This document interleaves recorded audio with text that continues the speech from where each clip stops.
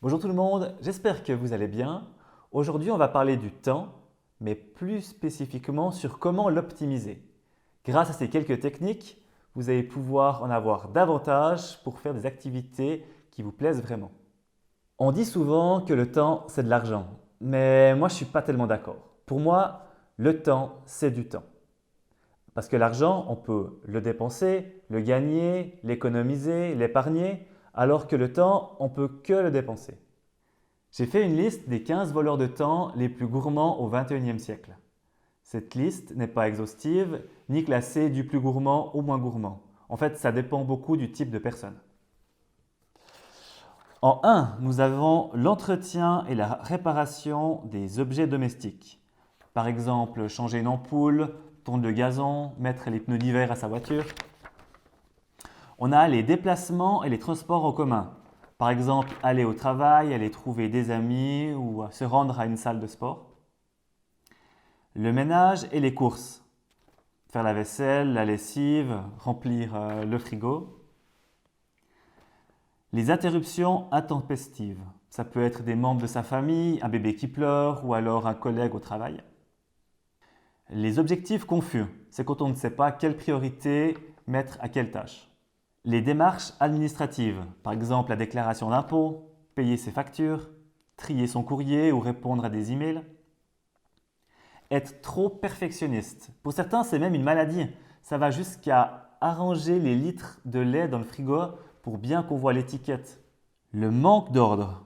Passer 5 à 10 minutes à trouver son porte-monnaie ou ses clés ou la télécommande. Les appels téléphoniques trop longs. On veut appeler un ami pour un conseil et finalement on passe 1 heure au téléphone. La capacité de déléguer. C'est quand vous voulez vraiment faire toutes les tâches par vous-même. La télévision et les réseaux sociaux, que ce soit Netflix, Facebook ou Instagram. La résistance au changement. Ne pas vouloir accepter les changements d'habitude qui pourraient pourtant nous faciliter la vie de tous les jours. Il y a encore certains qui se rendent au bureau de poste pour payer leurs factures ou alors qui cherchent dans un dictionnaire pour trouver la signification d'un mot. L'aptitude à ne pas dire non. Si vous dites toujours oui, alors vous allez faire les tâches que les autres ne voudront pas faire. L'indécision. Prendre trop de temps à vous décider et ne pas passer à l'action. Et la fatigue et la baisse de forme. Vous n'avez pas suffisamment d'énergie pour pouvoir accomplir vos tâches et vous travaillez au ralenti.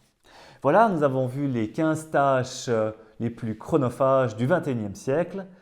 Il y en a forcément une ou deux qui vous ont un peu piqué, qui vous a dit « Ah ouais, celle-là c'est moi ».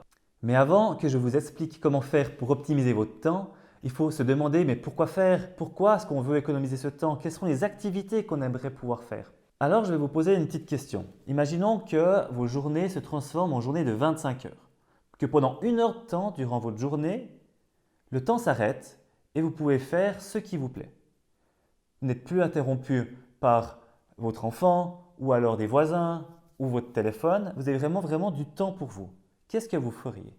Ça peut être des activités toutes simples comme lire un livre, peut-être dormir ou alors apprendre une langue ou alors un projet un peu plus gros qui vous tient à cœur comme peut-être faire les plans de votre future villa ou alors préparer votre voyage autour du monde. Vraiment, c'est à vous de dire qu'est-ce qui vous ferait le plus plaisir. Alors l'action pour aujourd'hui, ce sera de trouver 3 activités que vous pourrez faire avec un peu plus de temps. Et maintenant, on passe à l'action!